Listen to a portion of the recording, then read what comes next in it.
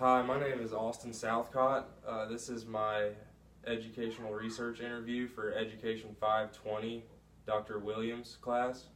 I have chosen to interview Mrs. Alita Jo Crotty.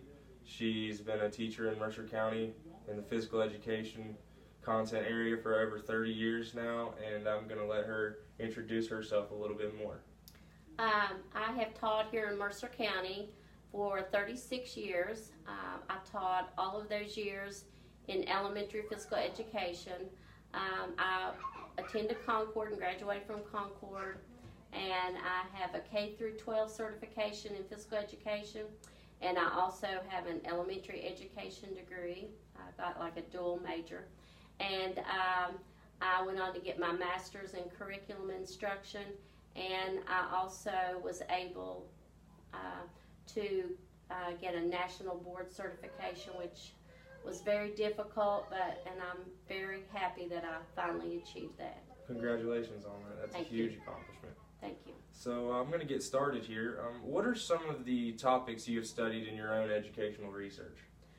Well, one topic that I found to be very interesting is in teaching physical education, I would have a lot of children in my class that struggled with just basic locomotor skills, skipping, hopping, jumping, galloping, and I wanted to see if there was a correlation between those locomotor skills and academic achievement in the classroom.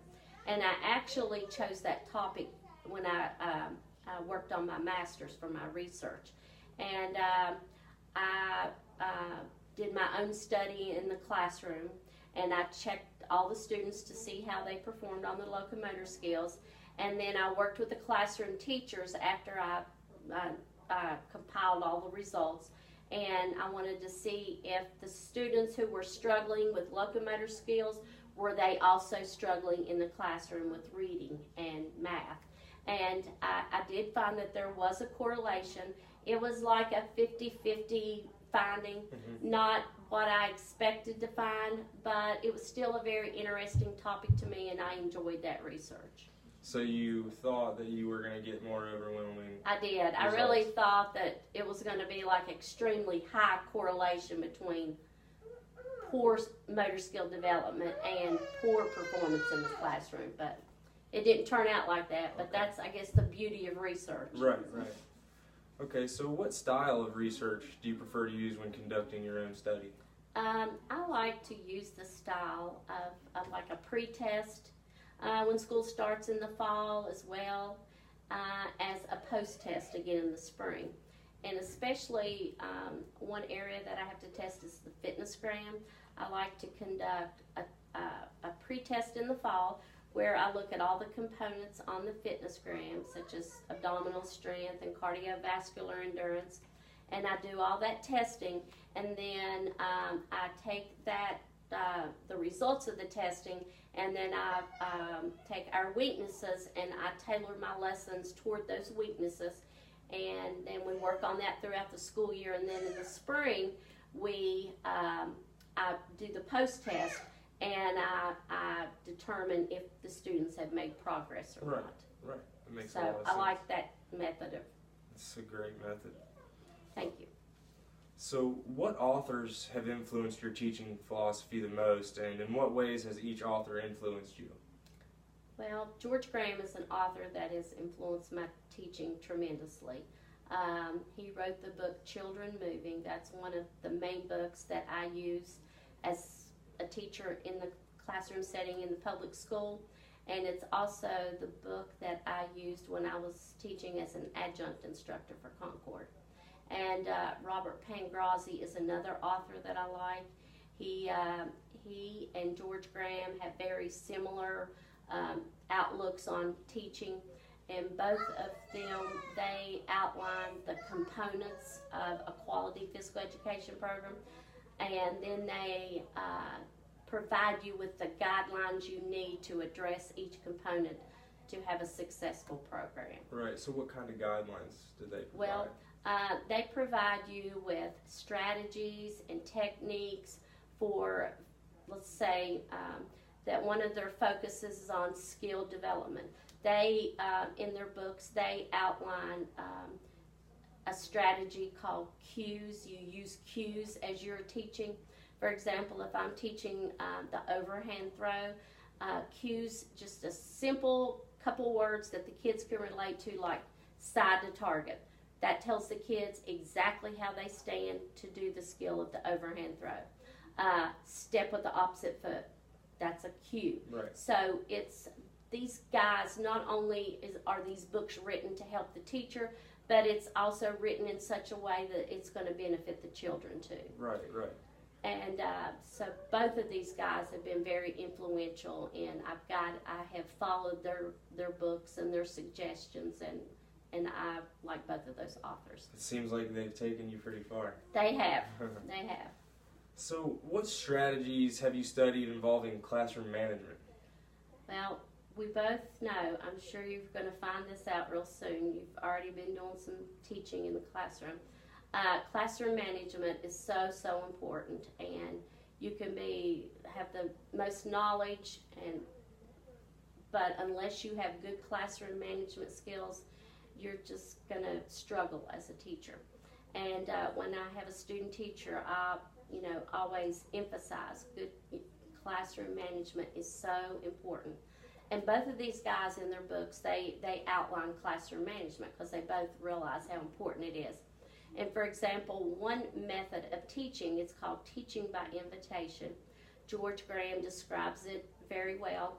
And I'll just give you an example. If I'm teaching a group of third grade students how to dribble a basketball, he would advise you to give every child a ball, so they all have their own piece of equipment.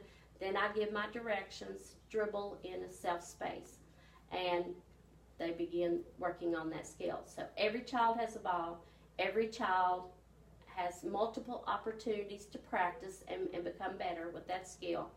And no one is having to wait a turn, and that can lead to problems in the classroom setting. So those are classroom management, that one method of teaching.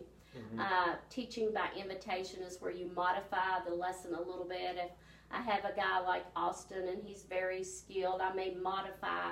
Instead of having him just dribble in self-space, he can already do that. He's very successful. I may have him to walk around and dribble or walk backward and dribble. So that's another teaching strategy that they advise to use.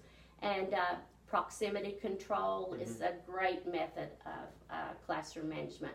Back to the wall is something that's very important in the physical education setting. My back is to the wall so I can see all the kids at every moment. Right. And so I think I said proximity control. If I get close to you and you're a little off task, that will encourage you to get back on task. Those all seem like really successful strategies. They are. They've been very successful for me. So what tactics have you studied to implement technology in the physical education setting? One tactic that I like to use, because I love teaching rhythms and dance, I like to YouTube an activity like a dance that I'm going to teach. And I have a big screen that comes down in my gym, and I can project up an instructor teaching that line dance, and the kids love that. I love it. It's an easy way to incorporate technology into my setting. I also love using pedometers in the classroom. One thing that I found successful is pedometers help me to teach the kids the difference between moderate and vigorous physical activity. Okay, check your pedometer. We do a moderate activity. They look and see how many steps that they've taken, and then we put it back to zero. Then we do a more vigorous physical activity, and they see they have more steps and they're out of breath, and helps them to understand the two concepts.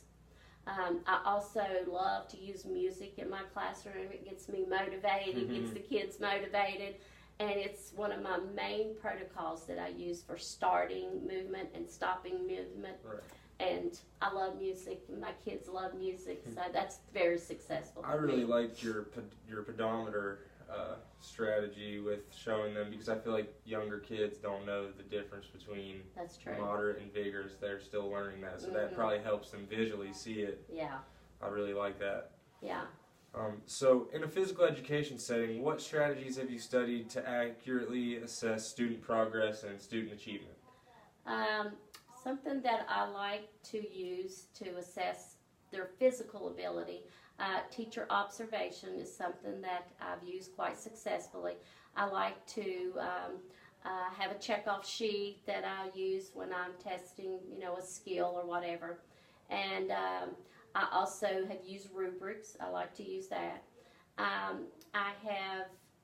like to use an exit slip, something very simple because we're in the elementary setting, 2 or 3 or 4 questions to assess their cognitive understanding as well as their affective feelings of what they think about an activity.